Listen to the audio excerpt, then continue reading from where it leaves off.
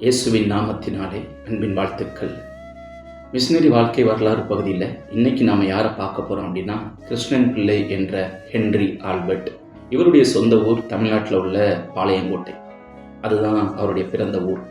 இவர் வைணவ மதத்தை சேர்ந்த பயங்கர வைராக்கியமான இந்து மார்க்கத்தை சேர்ந்தவர். கிறிஸ்தவர்னாலே சுத்தமாக பிடிக்காது. கிறிஸ்தவர்கள் எதிர்ப்பு கழகம் அப்படிங்கிற ஒரு கழகத்தில் சேர்ந்து கிறிஸ்தவர்களை அடித்து விரட்டுறதுக்கும் அவங்க இந்த நாட்டில் இருக்கக்கூடாதுன்னும் பயங்கர புரட்சி பண்ண ஒரு மனுஷன். ஆனால் அவர் ரசிக்கப்பட்டார். பயங்கர தமிழ் புலமை வாய்ந்தவர். இன்னொரு முக்கியமான விஷயம் என்ன அப்படின்னா, டோனாவூரில் குவாக்கர் அப்படிங்கிற மிஷினரியும், அதே போல் மிஷினரி ஏமி கார்மைக்கல் அம்மையார், ரொம்ப நல்லா தெரியும் உங்களுக்கு இவங்களை பற்றி. டோனாவூர், இவங்களும் டோனாவூர் அப்படிங்கிற இடத்துல தான் இருந்தாங்க நம்ம தமிழ்நாட்டில். இவங்க 2 பேர் சேர்ந்து இவர்கிட்ட தான் தமிழ் மொழியை கற்றுக்கிட்டாங்க. அந்தளவுக்கு தமிழ் புலமை வாய்ந்த இந்த மனுஷர் எப்படி கிறிஸ்துவை எதிர்த்து நின்ன ஒரு மனுஷன், ரொம்ப பயங்கரமான வைராக்கியமான வைணவ இனத்தை சேர்ந்த ஒரு மனுஷன் கர்த்தருக்குள்ளே எப்படி வந்தார், அவர் என்னென்ன ஊழியங்கள் பண்ணார் அப்படிங்கிறதான் இந்த பதிவில் நம்ம பார்க்க போகிறோம். இவரை பற்றியும் அதிகமாக நாங்கள் கேள்விப்பட்டதில்லை. எங்களுக்கு தெரிஞ்ச வரைக்கும் இவங்க எல்லாம் எங்களுக்கு புது புது ஆட்களாக மிஷினரிகளாக எங்களுக்கு தெரியுறாங்க. இப்போ தான் ஒன்றா படித்து நாங்கள் தெரிஞ்சுக்கிறோம். இந்த வகையில் உங்களுக்கும் இவரை பற்றி தெரிஞ்சிருந்தால் நிறைய இன்ஃபர்மேஷன் இருந்துச்சு அப்படின்னா கமெண்ட்ஸில் போடுங்க. அது மற்றவங்களுக்கும் எங்களுக்கும் அது பெரிய உதவியாக இருக்கும். இப்போ வீடியோக்குள்ளே போகலாம்.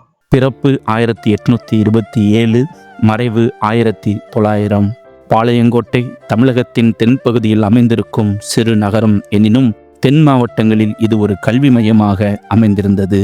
இந்நகருக்கு அருகாமையில் அமைந்திருப்பது ரெட்டியார்பட்டி என்ற குக்கிராமம்.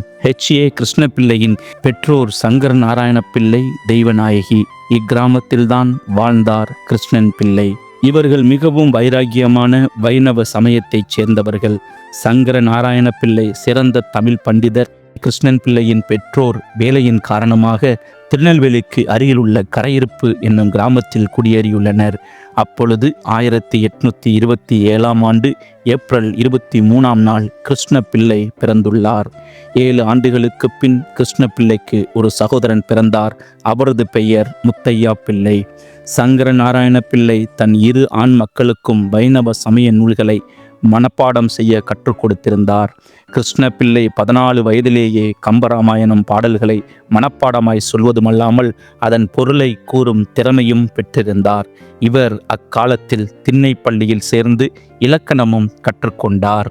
இக்காலத்தில் கிறிஸ்துவை பற்றி அறிவிக்கும் சுவிசேஷ காரியங்கள் தீவிரமாய் திருநெல்வேலியில் வேகமாக பரவிக்கொண்டிருந்தது.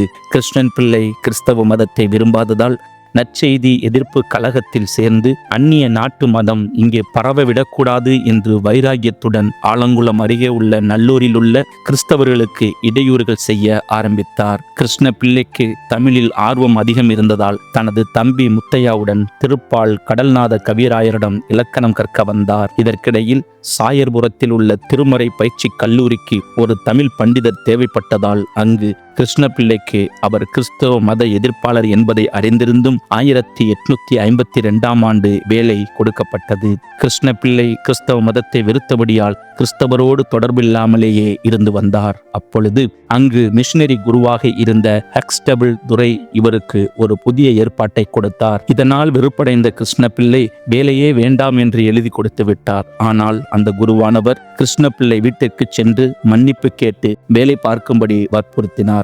அவருடைய நற்பண்பை கருதி கிருஷ்ண பிள்ளை மீண்டும் பணியில் சேர்ந்தார். அவர் பயிற்சி கல்லூரிக்கு செல்லும்போது குருவானவர் வீட்டை கடந்து செல்லும் போதெல்லாம் குருவானவர் மனைவி இவருக்கு புன்முறுவலோடு வந்தனம் செய்வார்கள். கிருஷ்ண பிள்ளைக்கு இவர்கள் செயல் வியப்பாயிருந்தது.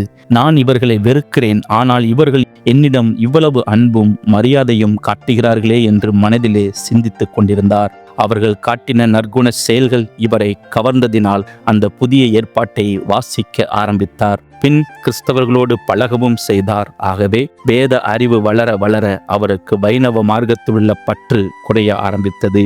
இதே வேளையில் பாளையங்கோட்டையிலிருந்த குரூப் ஷாங்ஸ் என்ற அருட்பணியாளர் பாடசாலை தலைவராக இருந்தார். இவர் மூலம் அநேக உயர்குல வாலிபர்கள் கிறிஸ்தவ மதத்திற்கு வர ஆரம்பித்தார்கள். இவர்களில் முக்கியமானோர் தனுஷ்கோடி ராஜு மற்றும் கிருஷ்ணபிள்ளையின் தம்பியான முத்தையா பிள்ளை ஆவார்கள். கிருஷ்ணபிள்ளையும் பாளையங்கோட்டைக்கு வரும்போதெல்லாம் தனக்கோடி ராஜுவிடம் தனது சந்தேகங்களை கேட்டு கிறிஸ்துவை பற்றி நன்கு அறிந்து கொண்டார். அவர் ஆத்தும விசாரம் தீர்த்தல், இருதய காவல், இளமை பக்தி, மோட்ச பிரயாணம் ஆகிய நூல்களையும் ஒழுங்காக வாசித்து வந்தார். இவரை அதிகமாக கவர்ந்த புத்தகம் ஜான் பனியன் எழுதிய மோட்ச பிரயாணமாகும். கிருஷ்ண பிள்ளைக்கு இன்னும் கிறிஸ்தவ மார்க்கத்தை குறித்து சந்தேகங்கள் இருந்தமையால் ஒரு நாள் இரவில் பாளையங்கோட்டையில் தனக்கோடி ராஜுவுடன் அதிக நேரம் தனது சந்தேகங்களையெல்லாம் கேட்டு தெளிவு பெற்று கொண்டார். அன்று இரவில் கிறிஸ்துவுக்கு தன்னை அர்ப்பணித்து தனது முதல் கவிதையை இயற்றினார். கடவுள் என் இருதயத்தை திறந்தார், நான் அவரை துதிக்க என் வாயை திறந்தேன் என்றார். கிருஷ்ணபிள்ளை தான் கிறிஸ்துவை ஏற்றுக்கொண்டதை மனைவிக்கு தெரியப்படுத்தவில்லை.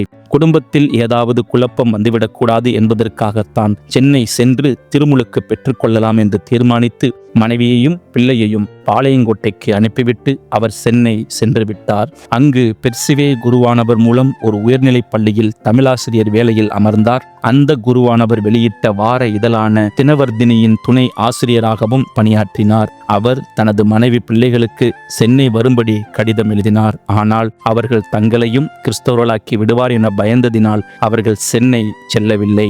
கிருஷ்ண பிள்ளை திருவல்லிக்கேணி பகுதியில் தங்கி பவர் குருவானவருக்கு வேதாகமத்தை மொழியாக்கம் செய்வதில் பெரிதும் உதவினார்.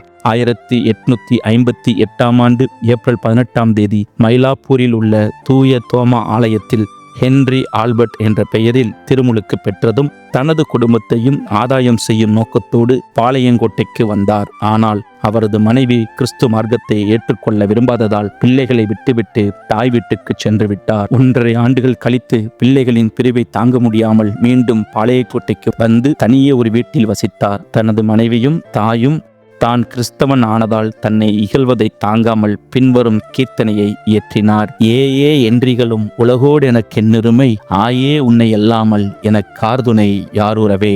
கீர்த்தனை 1. கிருஷ்ண பிள்ளையின் நிலைமையை அறிந்த சர்ஜென்ட் குருவானவர் அவருக்கு பாளையங்கோட்டையில் உள்ள கல்விச்சாலையில் தமிழாசிரியர் பதவியை கொடுத்து தனது மனைவிக்கும் கற்பிக்கும்படி கேட்டுக்கொண்டார். சர்ஜென்ட் அம்மையாரின் உயர் பண்புகள் கிருஷ்ண பிள்ளையின் ஆத்மீக வளர்ச்சிக்கு உதவியாக இருந்தது. தனக்கோடி ராஜுவின் போதனையினால் கிருஷ்ண பிள்ளையின் தாய் கிறிஸ்துவை ஏற்றுக்கொண்டார். பின்னர் முத்தம்மாளும் தானாகவே கணவரோடு சேர்ந்து கொண்டார். கிறிஸ்தவர்களின் நல் நடத்தை இவர்களை அதிகமாக கவர்ந்ததினால் 1860 ஆண்டு முத்தம்மாளும் 3 பிள்ளைகளும் தெய்வ நாயகி அம்மாளும் திருத்துவ பேராலயத்தில் சர்ஜென்ட் குருவானவரால் திருமுழுக்கு பெற்றனர். கர்த்தராகிய இயேசு கிறிஸ்துவை விசுவாசி, அப்பொழுது நீயும் வீட்டாரும் ரட்சிக்கப்படுவீர்கள். அப்போஸ்தலர் 16:31 என்ற இறைவாக்குப்படி கிருஷ்ணபிள்ளையின் குடும்பத்தார் கிறிஸ்துவை துதித்தனர். வித்வான் கிருஷ்ணபிள்ளை 1864 ஆண்டு மீண்டும் சாயர்புரத்தில் உள்ள திருமறை கல்லூரியில் ஊதிய உயர்வுடன் தலைமை தமிழ் பண்டிதராக பணியாற்றினார். பணியோடு ஆத்தும ஆதாய பணியும் செய்து வந்தார். தனித்தனியே நண்பர்களை சந்தித்து அவர்களுக்கு கிறிஸ்துவின் அன்பை பற்றி கூறி கிறிஸ்தவ மார்க்கத்தில் அநேகரை சேர்த்ததால் உருவாக்கர் குருவானவர் இவரை மனிதரை பிடிக்கிறவர் என்று அழைக்கலானார். ஒரு நாள் ஏழை இந்து வாலிபன் ஒருவன் கலாசாலையில் சேர்வதற்காக கிருஷ்ணபிள்ளையிடம் வந்தான். இருவரும் இரவில் பேசிக்கொண்டே இருந்ததால் சிவபக்தன் ஆனதால் கிறிஸ்தவர்கள் வீட்டில் உணவு அருந்த மறுத்துவிட்டான். சமைக்கவும் தெரியாததால் அரிசி, காய்கறி, பாத்திரம் எல்லாம் வாங்கி கொடுத்து சமைக்கவும் கற்றுக் கொடுத்தார். உணவை ஆயத்தம் செய்து சாப்பிடும் வரை கூடவே இருந்து அன்பு பாராட்டியதால் கிறிஸ்துவை ஏற்றுக்கொண்டான். அந்த வாலிபன் தான் கோயம்புத்தூரில் பேராயராக இருந்த மகா கணம் ஏஜி அப்பாசாமி அவர்களின் தந்தை ஏஜே அப்பாசாமி பிள்ளையாவார். இக்காலகட்டத்தில் பாளையங்கோட்டையில் CMS கல்லூரி தற்போது செயின்ட் ஜான்ஸ் கல்லூரியாக இருக்கிறது. ஆரம்பிக்கப்பட்டதால் அதற்கு தமிழ் பண்டிதராக அழைக்கப்பட்டார். ஆகவே அவர் 1876 கல்லூரியில் தமிழ் பேராசிரியராக பொறுப்பேற்றார். கிருஷ்ணபிள்ளை என்ற ஹென்றி ஆல்பர்ட்டின் தலைசிறந்த காப்பியமான இரட்சணிய யாத்திரகத்தை இந்த நாளில்தான் எழுத ஆரம்பித்தார். இவர் தினமும் காலை எழுந்ததும் கவிபாடி இறைவனோடு தனித்திருந்து பொழுதும் மிக சுத்தமாக இருப்பார். வாய்மையே பேசுவார், நேர்மை தவறாது நடந்து கொள்வார். இது இவரது தனித்தன்மையாகும். வித்வானுக்கு திருவனந்தபுரம் மகாராசர் கல்லூரியில் தமிழ் பேராசிரியர் பதவி கிடைத்ததால் 1887 ஆண்டு குடும்பத்துடன் திருவனந்தபுரத்தில் குடியேறினார். இங்கே அவருக்கு ஓய்வு நேரம் அதிகம் இருந்ததால் இரட்சணிய யாத்திரிகத்தை தொடர்ந்து எழுதி வந்தார். தம் ஆருயிர் நண்பரான தனக்கோடி ராஜ் வற்புறுத்தலினால் 1890 ஆண்டு குலசேகரப்பட்டினத்தில் குடியேறினார். இங்கு வந்து 1 ஆண்டிற்குள் தனது மனைவியை இழக்க நேரிட்டது. இத்துயரத்துடன் விடாமுயற்சியாய் 1891 ஆண்டில் இரட்சணிய யாத்திரகத்தை எழுதி முடித்தார். இந்நூலை 1892 ஆண்டு கிறிஸ்தவ இலக்கிய சங்கத்தினர் வெளியிட்டனர். இதற்கு நல்ல பாராட்டுகள் கிடைத்ததால் இவர் மேலும் நூல்களை தொடர்ந்து எழுத ஆரம்பித்தார். பின் இவர் பாளையங்கோட்டையில் இருந்து கொண்டே கிறிஸ்தவ இலக்கிய சங்கத்தின் தமிழ் பிரிவிற்கு ஆசிரியராக தொண்டாற்றினார். இவர் எழுதிய இரட்சணிய சமய நிர்ணயம் என்ற உரைநடை நூலை 1898 கிறிஸ்தவ இலக்கிய சங்கம் வெளியிட்டது. இவரது இலக்கிய பணி உச்சக்கட்டத்தில் இருக்கும் பொழுதுதான் இவரது குடும்பத்தில் ஒருவர் பின் ஒருவராக 5 பேர் மரணமடைந்தனர். இந்த துயர நாட்களில் இவர் எழுதிய பக்தி பாடல்களின் தொகுப்பே இரட்சணிய மனோகரம் ஆகும். இந்நாட்களில்தான் Dohnavur Walker குருவானவரும் Amy Carmichael அம்மையாரும் வித்வானிடம் Tamil கற்று வந்தனர். 1899 ஆண்டு இறுதியில் கிருஷ்ணபிள்ளை தம் அயரா உழைப்பின் காரணமாக நோய்வாய்ப்பட்டு படுக்கையானார். இவரை பார்க்கும்படி 17 வயதே நிரம்பிய ஏமி கார்மேக்கல் அம்மையார் ஓர் அட்டை துண்டில் இயேசு என்று பெரிய எழுத்துக்களில் எழுதி கொண்டு 1900 ஆண்டு பிப்ரவரி 3 பாளையங்கோட்டைக்கு வந்தார். அவர் மரண தருவாயில் மயக்கமுற்ற நிலையில் இருந்தார். அம்மையார் அந்த அட்டையை அவர் முன்பாக வைத்தார். கிருஷ்ணபிள்ளை தம் விரல்களால் அந்த எழுத்துக்கள் மேல் திரும்ப திரும்ப எழுதி கொண்டே இருந்து அம்மாவை பார்த்து புன்முறுவலுடன் தம் கண்களை நிரந்தரமாக மூடிவிட்டார். இவரது சரீரம் திருத்துவ பேராலயத்தில் எடுத்துச் செல்லப்பட்டு சமாதானபுரம் கல்லறை தோட்டத்தில் நல்லடக்கம் செய்யப்பட்டது. கிறிஸ்துவுக்கென்று கோதுமை மணியாய் விதைக்கப்பட்டு தேவனுடைய பாதம் சென்றடைந்தார். ஆமேன்.